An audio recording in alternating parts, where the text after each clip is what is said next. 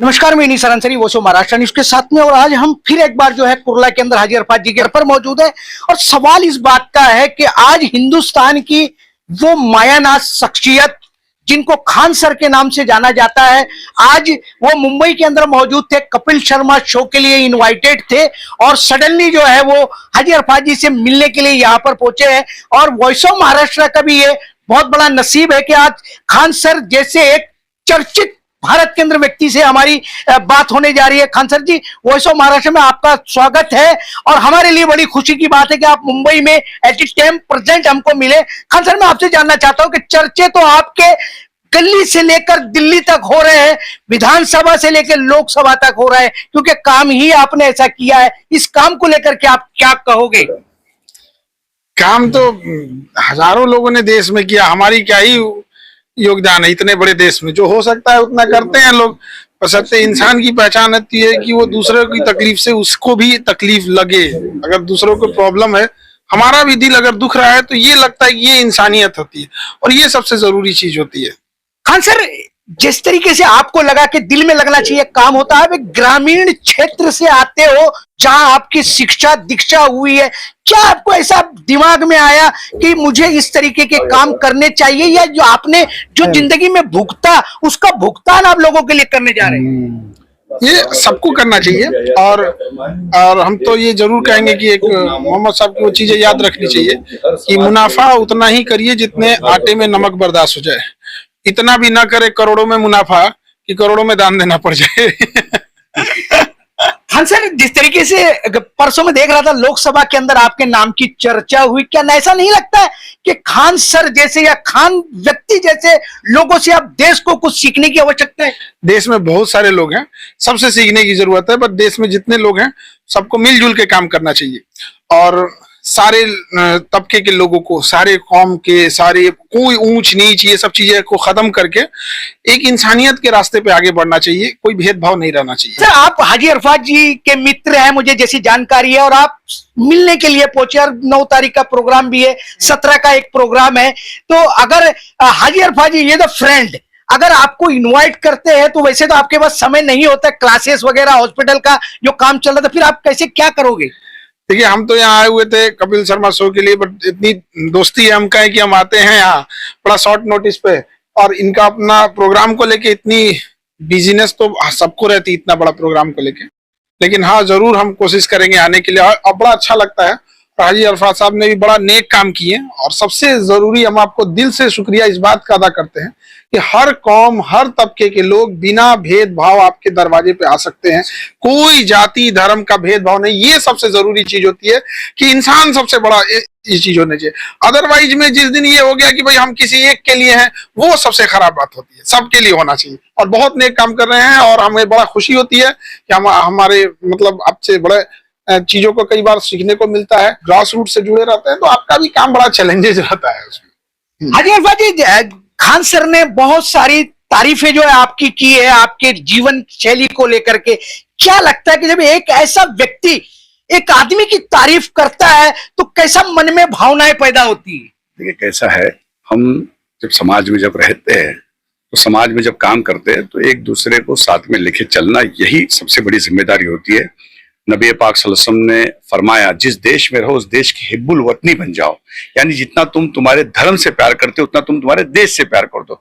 जो इंसान देश से प्यार करेगा, देश के हर व्यक्ति से प्यार होगे, उसके जर्रे जर्रे से प्यार होगा।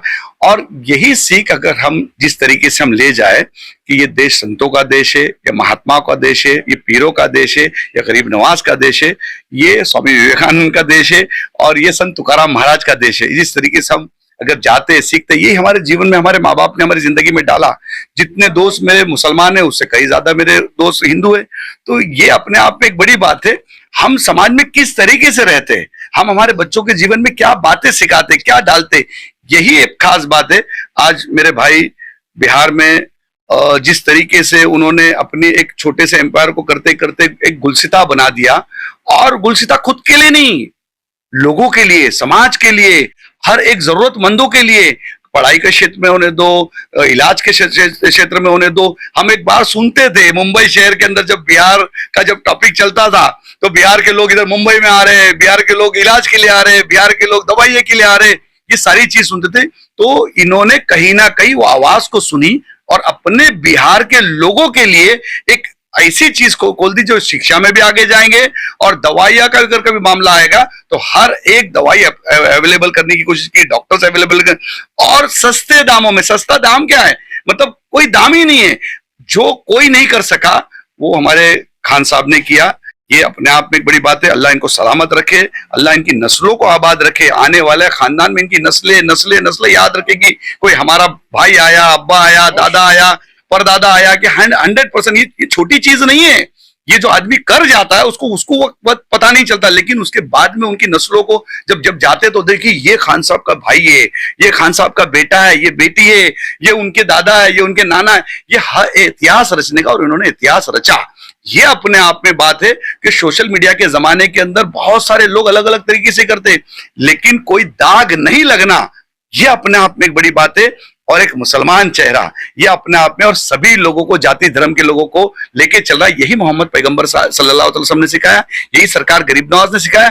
उसकी सीख पे हम आगे जा रहे, और अल्हम्दुलिल्लाह आज मुझे ऐसा लगता है कि जब ये आते हैं मुंबई में तो ऐसा लगता है मेरा भाई बिहार से आया है।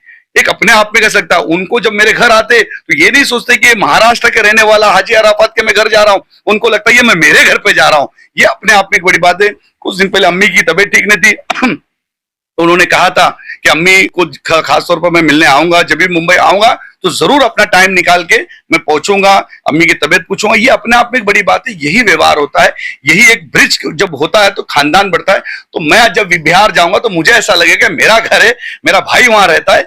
ये अपने आप में खास बात, आना भी जरूर पड़ेगा वहां। हाँ सर, एक आखिरी सवाल मैं आपसे ले लूंगा कि जिस तरीके से हेल्थ की समस्या को लेकर के आपने हॉस्पिटल बनाया और आज पूरे बिहार नहीं पूरी दुनिया में वो मॉडल बन के आज सामने आ रहा है, लेकिन आप यूजर टीचर, आप टीचर हो, आपने पढ़ाई लिखाई की, क्या नहीं लगता कि शिक्षा के क्षेत्र में भी कुछ इस तरीके का होना चाहिए? चाहे खान सर का या कोई और करे, लेकिन कुछ ऐसा होना चाहिए जो आज शिक्षा के हालात है। चीजें चल रही हैं, एक बढ़िया इनिशिएटिव लेने की जरूरत रहती है। कोई भी कर सकता है, सब में पोटेंशियल्स होती है। कौन कहता आसमान में सुराख नहीं हो सकता, एक पत्थर तो तबीयत से उछालो। तो ये इनिशिएटिव लेने की जरूरत है। हम में आप में से ही कोई ना कोई लेता है। हमने भी एजुकेशन में किया, और आज भी सीएसटी स्टेशन पे जो बच्ची यहाँ पे सुपरिटेंडेंट थी, और यहाँ पे उन लोग ने कभी हम लोगों ने बैठ के पढ़ाया था बेंच पे। आज यहाँ देख के बड़ा खुशी हुई। एक बच्चा हमारे यहाँ साइकिल का पंचर बनाता था, अभी यहाँ ट्रेन चला रहा था। हम कहे चलो भाई तुम्हारी ट्रेन पंचर भी नहीं होती ऐसे सब आगे बढ़ेंगे, और ये हो देश में खुशहाली हो, और कंपटीशन इस बात का हो कि कौन कितना ज्यादा इस मुल्क के लिए कर सकता है। एक दूसरे को गिराने के लिए नहीं, बल्कि एक दूसरे को उठाने के लिए काम होना चाहिए। काश खान सर की बातों से ये लोगों को सीखने का एक बहुत बड़ा जज्बा है कि देश को बढ़ाने के लिए और देश को आगे चलाने के लिए खान सर जैसे लोग जब समाज के सामने आते हैं तो और भी लोगों को इनसे प्रेरणा लेने की आवश्यकता है। अगर वाकई में हमको देश का मॉडल बदलना है, हर चीज का मॉडल बदलना है, तो ये तो करना ही पड़ेगा। खान सर आप मुंबई आए, और मुंबई आने के बाद में एक छोटे से चैनल वॉइस ऑफ महाराष्ट्र से आपने इतनी दिल खोल के चर्चा की, उसके लिए थैंक्स और धन्यवाद।